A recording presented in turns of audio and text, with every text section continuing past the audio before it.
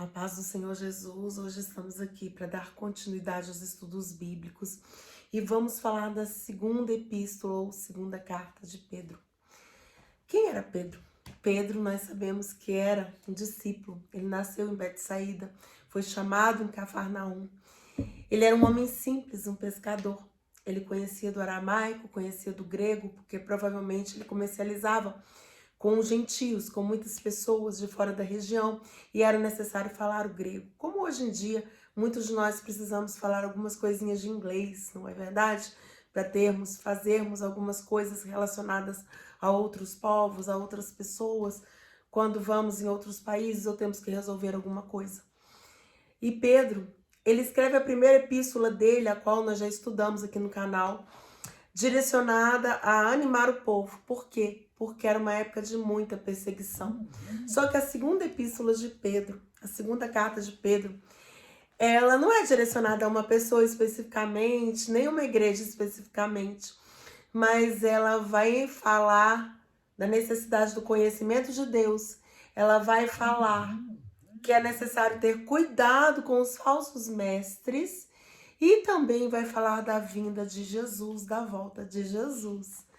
Pedro, ele fala da inspiração do Senhor para a escrita da palavra, que a escritura ela é divinamente inspirada por Deus. E ele vai falar pontos muito importantes nessa epístola, que muitas vezes a gente passa por ela desapercebidamente na Bíblia, não é? Vamos lá. Ele começa se apresentando, como todas as epístolas, porque lembrando que os livros eram em rolo. Então, para você abrir uma carta, você não ia até o fim para saber quem era que escreveu. Então, já estava no começo quem tinha escrito essa carta, o remetente. E ele se apresenta, Simão Pedro, servo e apóstolo de Jesus Cristo. Primeiro ele se coloca como servo. Primeiro vem a sua posição mais humilde, mais essencial, porque o próprio Senhor Jesus vai ensinar todo aquele que não se fizer humilde, todo aquele que não servir, não vai servir para estar na graça, na glória de Deus, no céu, reinando com Jesus. E primeiro ele se coloca como servo e depois como apóstolo. Primeiro vem a sua posição humilde e em seguida o seu título. Amém? E ele vai falar no versículo 2 do capítulo 1. Graça e paz, uma saudação que nós usamos muito hoje. Vos sejam multiplicadas pelo conhecimento de Deus e de Jesus Cristo, nosso Senhor. Então ele já vai colocar aqui no começo dessa carta, é necessário conhecer a Deus, conhecer a Jesus, buscar a Deus por meio do conhecimento. Muitas pessoas falam, Deus é isso, Deus é aquilo, Deus está aqui, Deus está acolá. E nós vamos cair no assunto do capítulo 2, que é onde Pedro vai admoestar a respeito dos falsos mestres que ensinam falsas doutrinas, que vão ensinar errado o povo. E nós temos que ter muito cuidado para não acreditar nesses falsos mestres e não ter corrompido a doutrina de Deus, a verdade do Senhor. Ainda no capítulo 1, Pedro vai falar: porque não vos fizemos saber a virtude e a vinda de nosso Senhor Jesus Cristo segundo fábulas artificialmente compostas, mas nós mesmos vimos a sua majestade. Ou seja, não é fábula, não é historinha a vinda de Jesus, é verdade. E ele mesmo testemunhou essa vinda maravilhosa. Ele esteve com Jesus e ele pôde testemunhar. No capítulo 2, ele vai começar dizendo: e também houve entre o povo falsos profetas, como entre vós haverá também falsos doutores, que introduzirão encobertamente heresias e perdição. Negarão o Senhor que os resgatou, trazendo sobre si mesmos repentina perseguição. Então Pedro aqui vai estar admoestando, vai estar alertando. Muitas pessoas vão trazer heresias. O que é heresia? É aquilo que é o contrário do que Jesus prega, do que a palavra traz. Heresia é algo que nega a verdade de Deus. Heresia é algo totalmente falso. E nós temos que ter cuidado com essas heresias. Quando alguém fala, por exemplo, Maria não era virgem quando concebeu Jesus. Isso é uma heresia, ou seja, uma falsidade que vai contra o que está escrito na palavra.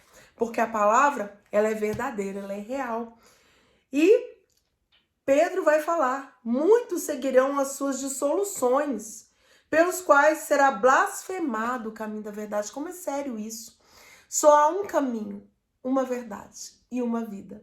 Jesus Cristo se apresenta. Eu sou o caminho, a verdade e a vida. Então só tem um caminho. E muitos, pela dissolução de dar ouvido a falsas doutrinas, vão por caminhos que não são os caminhos da verdade, os caminhos da palavra. E todo o capítulo 2 vai versar sobre isso. O versículo 20 diz assim: porquanto, se depois de terem escapado das corrupções do mundo, pelo conhecimento do Senhor e Salvador Jesus Cristo, forem outra vez envolvidos nela e vencidos, tornou-se o último estado muito pior que o primeiro. Ou seja, aquela pessoa que crê em Jesus, que acredita em Jesus, que segue Jesus e depois descrê, e depois começa a acreditar em algo totalmente contra a palavra, o último estado dela é pior. E aí nós voltamos ao que Jesus vai nos dizer. Que a pessoa, quando ela se converte, e quando há nela um espírito imundo, o espírito sai, é expulso. Mas se a pessoa dá brecha, voltam 7 espíritos. Ou seja, o estado daquela pessoa vai ser 7 vezes pior. O estado espiritual daquela pessoa vai ser muito mais baixo, muito mais terrível, porque conheceu a verdade, renegou a verdade. Quando a gente conhece a verdade tem que fazer uma diferença na nossa vida. O Senhor, ele faz diferença na vida daqueles que o buscam. Ele faz diferença na nossa vida quando nós o conhecemos verdadeiramente. Amém? O capítulo 3, ele vai começar falando da vinda do Senhor. Amados, escrevo-vos agora esta segunda carta, em ambas as quais desperto com exortação o vosso ânimo sincero, ou seja, se despertem, acordem, estejam animados, avivados. Para quê? Para que o Senhor faça morada, para que o Senhor, quando voltar, nos ache o quê? Preparados, na disposição, na presença. Versículo 2 diz assim: para que vos lembreis das palavras que primeiramente foram ditas pelos santos profetas. Isso ele está se referindo às promessas que existem e foram ditas no Antigo Testamento, na Antiga Aliança, prevendo a vinda de Jesus pelos profetas. Quem são os profetas? Isaías, Jeremias, Ezequiel, os profetas menores, Joel, Abacuque e todos aqueles profetas que nós conhecemos e que nós estudamos. E do mandamento do Senhor e Salvador mediante os vossos apóstolos. Sabendo primeiro isso, que nos últimos dias virão escarnecedores andando segundo as suas próprias concupiscências. E dizendo, onde está a promessa da sua vinda? Porque desde que os pais dormiram, todas as coisas permanecem como desde o princípio da criação. O Senhor Jesus, ele alertou que a sua vinda estava próxima, a sua volta. E muitas pessoas não creem nisso, acham que ainda vai demorar, que ainda podem aprontar bastante. Mas Pedro está admoestando sobre essas pessoas zombadoras do evangelho, que estão zombando, que estão rindo, que estão escarnecendo. Olha, Jesus não vai voltar não, só que Jesus vai voltar e nós sabemos disso. Só que o dia do Senhor virá como um ladrão e Pedro vai repetir isso aqui nessa carta. Continuando. Versículo 5. Eles voluntariamente ignoram isso, que pela palavra de Deus, já desde a antiguidade, existiram os céus, a terra, que foi tirada da água e do meio da água subsiste. Desde que o Senhor criou o céu e a terra. Mas os céus e a terra que agora existem, pela mesma palavra, se reservam como tesouro e se guardam para o fogo, até o dia do juízo e da perdição dos homens ímpios. A terra foi criada por Deus, o céu foi criado por Deus, a água foi criada por Deus, e isso existe. Mas vai existir um castigo para os ímpios, vai existir uma resposta para aqueles que estão zombando, que estão rindo, que estão achando que Jesus não volta, que nós estamos crendo em vão, que nós não temos motivos para ter fé. E essas pessoas vão ter uma resposta. Quando será? Só Deus sabe. Versículo 8 do capítulo 3 diz assim: mas amados, não ignoreis uma coisa, que um dia para o Senhor é como 1000 anos, e 1000 anos é como um dia. Versículo 9. O Senhor não retarda a sua promessa, ainda que alguns a tenham por tardia, mas é longânime para convosco, não querendo que alguns se percam, senão que todos venham a se arrepender. Um dia para Deus é como 1000 anos, e 1000 anos é como um dia. Então, muitas vezes a gente fala assim, tá demorando. Mas para Deus não tem demora, tem o dia certo do Senhor, tem o tempo certo do Senhor.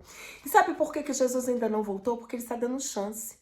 Para que muitos venham ainda a se arrepender, porque o desejo de Deus é que ninguém se perca. É que ninguém fique para trás, é que ninguém seja condenado, vá para o inferno. Mas o desejo de Deus é que todos alcancem a salvação. O versículo 10 vai repetir o que Jesus já tinha nos alertado. O dia do Senhor virá como um ladrão da noite, no qual os céus passarão com grande estrondo e os elementos ardendo se desfarão. O dia do Senhor vai vir como ladrão, quer dizer, você não sabe, nem eu sei, nem ninguém sabe. Aquele que se aventura a ficar dizendo vai ser daqui a um ano, ou vai ser tal mês, ele está mentindo, porque a Bíblia diz que nem mesmo os anjos do céu conhecem o dia da vinda do Senhor. Como que nós nos atrevemos a falar que conhecemos? Somente Deus sabe esse dia e Ele já está preparado. E para você que quer se preparar, para você que ama o Senhor, para você que espera a vinda do Senhor, pode ter certeza que nós não vamos ser decepcionados, mas nós vamos ter a vitória com Cristo. Amém? Continuando o capítulo 3, que é o último capítulo dessa curta epístola. Versículo 14 diz assim: pelo que, amados, aguardando essas coisas, procurai que deles sejam achados imaculados e irrepreensíveis em paz. Versículo 15: tende por salvação a longanimidade de nosso Senhor, como também o nosso amado irmão Paulo vos escreveu, segundo a sabedoria que lhe foi dada. Ele vai citar o apóstolo Paulo aqui e vai fazer uma demonstração muito séria para os nossos dias, que enquanto nós aguardamos essas coisas acontecerem, que nós sejamos achados em santidade e em paz. Amém? É tremendo como um homem simples, um pescador, tem tanta sabedoria em nos ensinar, porque a sabedoria ela vem do alto, a sabedoria ela vem de Deus. E nós vemos lá em Timóteo que o Senhor nos fala: olha, quem quiser sabedoria, peça a Deus, que não vai dar com reservas, mas vai dar abundantemente sabedoria para nós, assim como Salomão pediu lá em 1 Reis, em sonho, né? Quando Deus perguntou para ele: o que você quer? E ele falou: eu quero sabedoria. Nós possamos ser sábios, ser santos, ser santificados e sobremaneira ter esperança nas palavras de Deus para nós. Amém? Vamos orar? Senhor, meu Deus e meu Pai, nós nos colocamos na tua presença gloriosa nesta hora.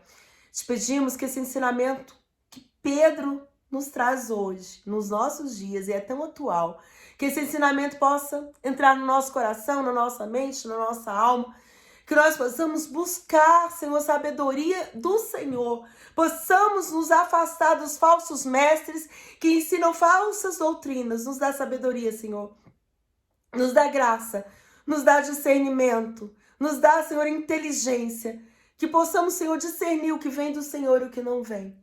Que nós possamos saber que a promessa do Senhor, ela pode ser tardia para alguns, mas ela é certa na sua chegada. Amém, Jesus, venha abençoar cada um, venha cobrir cada um com o teu sangue santo, venha dar a cada um cada vez mais sabedoria, discernimento e ânimo novo, para que possamos esperar as promessas do Senhor em santidade e em paz. Amém?